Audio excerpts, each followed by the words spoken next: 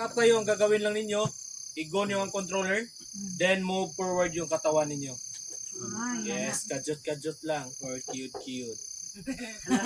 Paspasan og cute para dali mo dagan og balik. Then kung mag-take og video, make sure lang focus din sa pag-drive. Kasi isang dahilan yan kung bakit maraming nagbanggaan dito. Okay.